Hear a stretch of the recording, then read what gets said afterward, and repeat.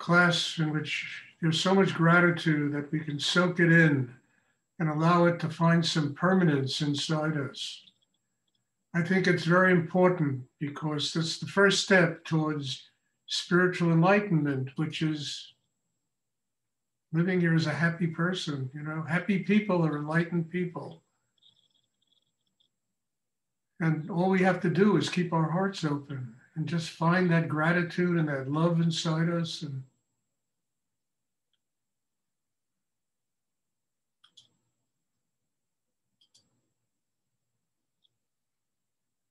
so please, we'll have a meditation. And then afterwards, if anyone has a question, I'll be happy to try and answer it. And let this be a gratitude, just love. I mean, they say God is love, and it's so true. You know, it's really the truth. You know, why do we separate ourselves from that? Create so much anxiety and entanglements in ourselves. It's silly, you know, when the other thing is so rich and delicious. And it just literally opens the door to working out karma, being free of the earth, and becoming an enlightened person. So please, let's have a meditation. And then after, you know, if there's any questions, I'll be happy to try and answer them. Yeah, I can hardly talk. I've unmuted everyone. Does anyone have a question they would like to ask? Yes, Stuart. I know you've spoken about this before, but could you please expound upon this quote that came of Rudy's? It says, he said supposedly, your spiritual life is no different than what exists. No, I can't make out what you're talking about. Okay, let me say it clearer then. This was a quote from Rudy. Your spiritual life is no different than what exists in the ordinary world. A lot of times your answers have to be there. Everybody try and sit still. Now go ahead, I'm sorry. Okay, the quote was, your spiritual life is no different than what exists in the ordinary world. A lot of times your answers have to be there. Could you please talk about that? Well, I practically talk of it in every class, you know. We live in the world. Life is the teacher. I am not the guru. Life is the guru. You understand? And we have to get strong enough inside to listen to life and let ourselves learn from life what we need to do in the ordinary world, in our day-to-day living, what we need to do to grow and get closer to God. I mean, my job is not to be a guru. I mean, God knows I tried that once and it was pretty terrible. You know, my job is to really transmit Shakti so all of you can get strong enough to do exactly what Rudy talked about, is to allow the ordinary world to become something miraculous, a jewel. It's your life, it's one's life. And it has to be a jewel. And it has to be the guru, the teacher that guides you on the path to God. That's why we come here, is to learn this. So, you know, I mean, Rudy is using different words, but I talk about this all the time, you know, because it's a key to any kind of inner evolvement. And there's so many different, I mean, life is like a great university. It has so many departments that we can learn from, you know, and we all become specialists. You know? It's ridiculous. We hide out in our little specialty, whatever it is, and keep ourselves from really embracing the totality of life. It's like Rudy said, he wanted to eat from every smorgasbord. He wanted to eat from every dish on the table. And that's really what the quote is about, and it's what I talk about all the time.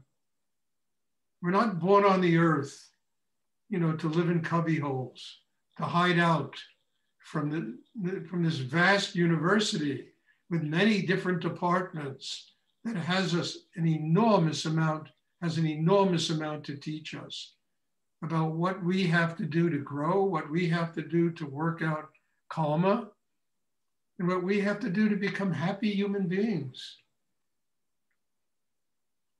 So what you quoted is wonderful. And I mean, I talk, as I say, it's something that I've learned in my own life, and it's become a very important part of my life. And my job is to give that away. It's to help anyone who comes to these classes to learn how to do this, because you need a strong chakra system. You need a strong inner life. You need Shakti, you need energy, you need nourishment. I mean, when I first met Rudy, I would go to his class, and one of the things he talked about is how we live, we have a pandemic now, this COVID-19 thing. But he was talking, when I first met him, he used to talk about the world is a pandemic of spiritual malnourishment. And that's why it's so messed up and people are so crazy.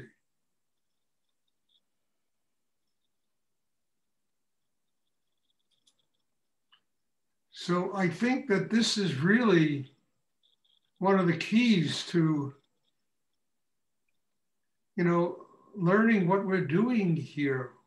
It's one of the reasons I have so many classes, and I get a little impatient with people that don't take advantage of them, people that want to show up once a month and get a taste of it and, think that that's what they need for a spiritual, and it's just nonsense, I need training, you need training, we all need training just to do exactly what, Tony quoted from Rudy's book, to turn life into a living miracle.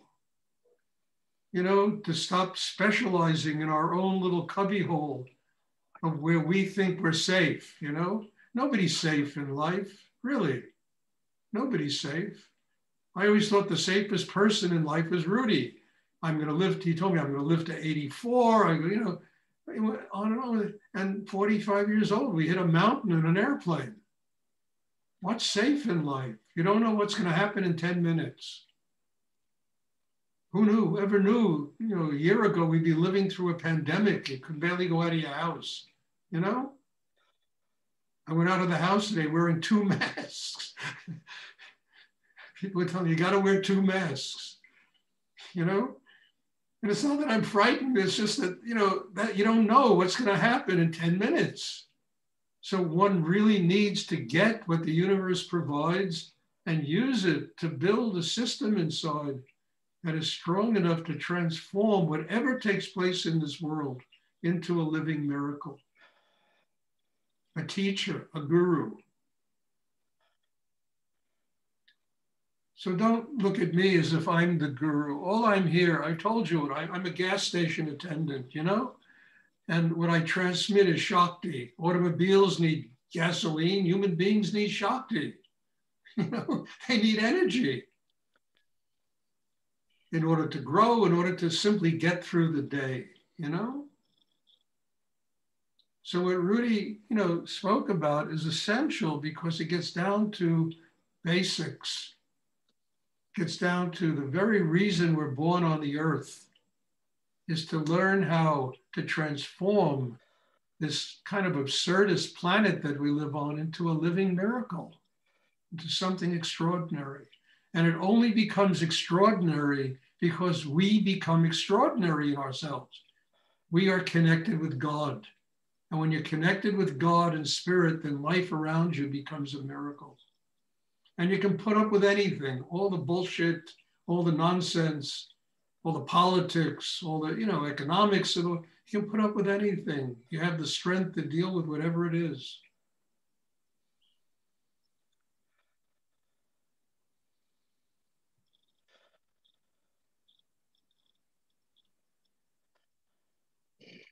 And it's, it's not complicated, it's simply doing it. Getting past oneself, as I say all the time, is the key to this. And stop living in one of the departments in the university that represents a kind of safety, a safety net. There's no safety in this world.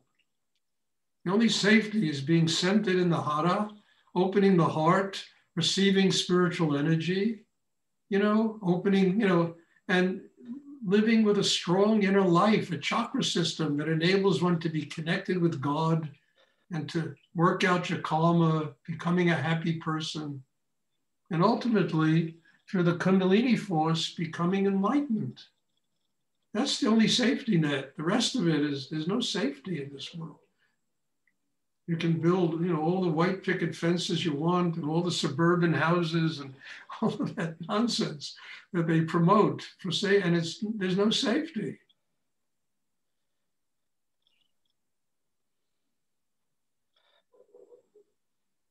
You're connected to spirit, there's safety. Because you're connected to what's infinite in the universe, and you're not relying upon illusion to determine your life. And everything in life teaches us this. We have to listen and learn from it. And it's all a dream, it's an illusion, it's Maya, you know?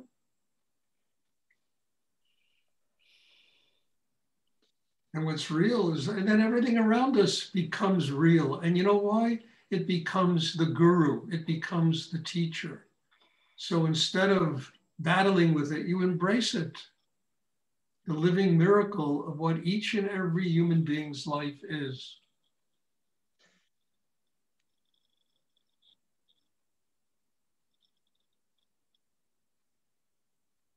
Does I didn't expect to talk about it. Does anyone have a question? Anyone else have a question they would like to? I hope that answers your question. Thank you. You're welcome.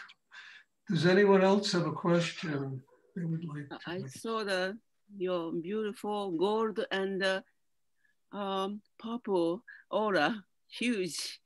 It's amazing, so beautiful. Well, that's part of the class, Atsuko. Wow. You see light, colors, auras, it's just energy. Right. It's again, the miracle of life is the energy that surrounds human beings. And when we open, it becomes white light, yellow light. If we're closed, it's gray light, it's dark light, you know? It depends upon how open people are inside. I say this class should be about love. It should be about joy in the heart. It should be about the reason we're born here is that God is love, and we've come here to learn that. We have come to this planet to learn, through all the suffering, all the difficulty, all the pain, we come to learn that God is love. And when we finally learn it, and not only learn it, but live with it, and where it becomes living experience. You know, the world around us changes, everything changes.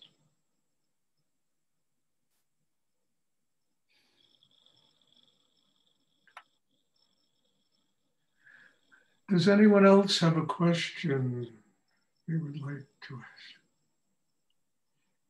I have a question, Stuart. Yes. I've literally sensed that I could like see you get out of your own way, so to speak. Those are your words. Could you just speak to getting out of my own way, or maybe something of how you like really get out of your own way?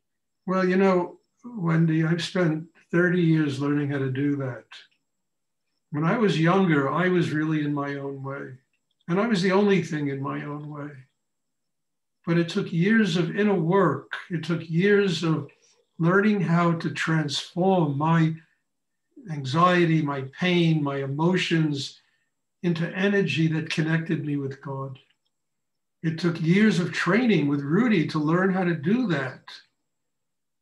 And then it just becomes an automatic thing. You sit down and you understand that I understand that in order for this class to work, I can't do it. That's one of the problems with many teachers and gurus. They do it. And it doesn't work as profoundly as it can work, as if a person does it through a state of surrender. That takes training, it takes time, it takes learning to again come out of that little cubby hole we live in ourselves and open to the total experience of what our life is, so that we can get stronger inside and we can learn how to let go, not to hold on to everything. And it takes time to do that. You have to have a lot of patience. I really mean it. Took me a lot of time. And you know, honestly, for me to be sitting, when I think back what I was like when I met Rudy, the condition I was in as a person. And for me to be sitting here doing this and talking like this and letting this spirit flow through me and hopefully nurturing all of you. I mean, to me, it's just a living miracle when I remember what I was like. I mean, I was a drugged out kid who, you know, 3 weeks before I met him, I was in a jail in Spain, you know? And he took me in and he trained me, and, you know, it took years just to get past that, to rebuild myself from all the drugs I had taken when I was a kid.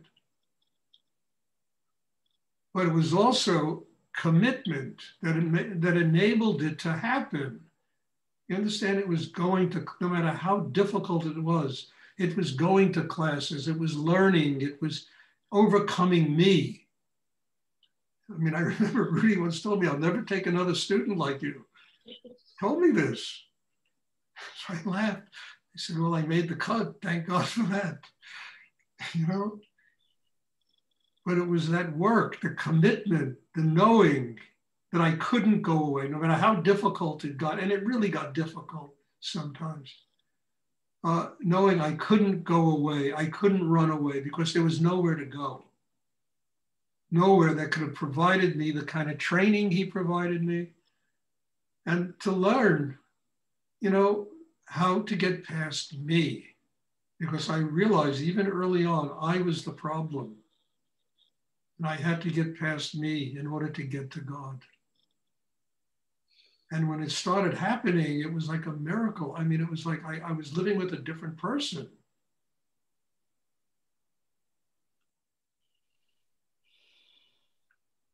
But it's training, it's time, it's patience, it's doing the work, it's overcoming all the obstacles, and there'll be many, I promise you.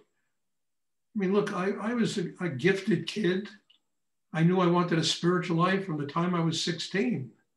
I almost made myself crazy looking for it until I met Rudy. But it was, you know, time and work and years of work, taking huge situations upon myself. You know, running ashrams in Denton, Texas for 9 years, the last place in the world I wanted to live. You know, and you know, all those things that are there, I built all those things because I couldn't stand the fact that I could become like everyone else in the town. I really mean it. It's the reason that house, you know, the restaurant we had, the bakery, the candy, the idea of becoming, you know, that was, you know, I couldn't live that way. So all this stuff manifested. It took 9 years to do all that. And then I realized I can't do anything else. I have to leave. I have to go to New York and take another test upon myself. And it was a much bigger test, you know? So what I'm saying is we run into these obstacles. We run into these things and we have to really commit ourselves because, you know, trying to get spiritual enlightenment is the single most difficult thing a human being can attain on this planet. But it's a combination of will to do it and the need to do it. And from there comes the strength to do it.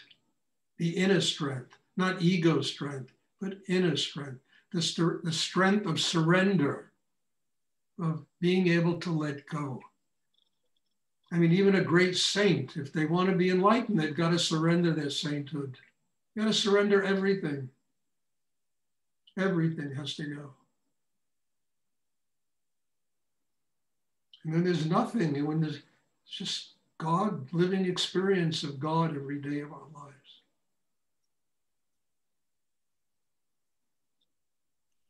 In the smallest things, you know? The smallest things and the biggest things.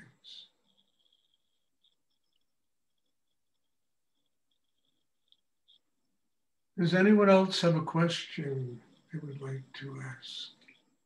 I have a question. Yes? Stuart, my question is, what is your perception of what happened? Who's asking the question? Huh? Who's asking the question? It's Emma. Emma, okay. You're not on my screen here, Emma, so go ahead. What happens to us when we die? I'll tell you something. Don't worry about it. Just live. Live to the fullest of your life, the fullest of your capacity. You know, find God in your life, become a happy person, and you'll never worry about it. Because frankly, there is no death when you do that.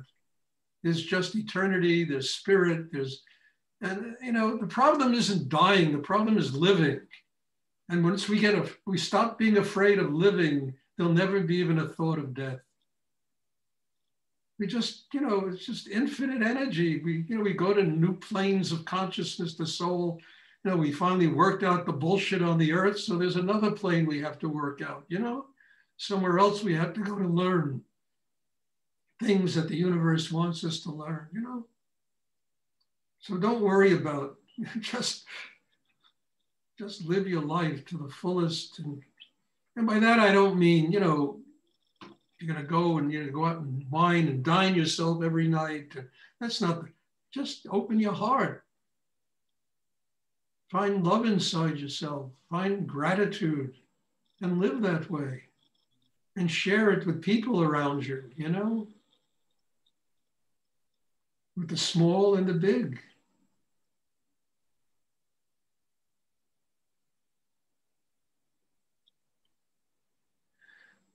So the problem isn't dying, the problem is learning how to live fully, completely, eating from every dish in the smorgasbord, life's smorgasbord. And that's a quote from my teacher, not from me. They eat from every dish on the table. So there's nothing here to come back for. That's what he said.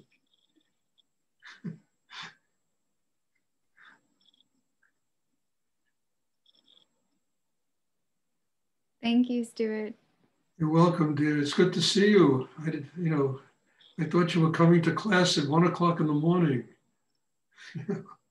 Bless you, dear. Does anyone else have a question they would like to ask?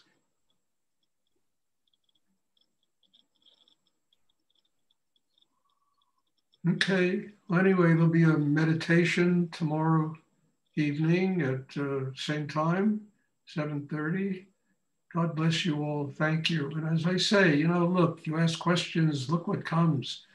Before I sat down, I had no plans on talking like this tonight. In fact, I was a little bit tired. And look what comes out. And God bless you all, because I have to listen also. And it teaches me as well as hopefully all of you. So there'll be class tomorrow evening, and hopefully I'll see you all then. Have a wonderful evening. Thank you, Stuart. Thank you, Stuart. Stuart, you. thank you very much. Thank you. Good night. Bye. Thank you. Thank you.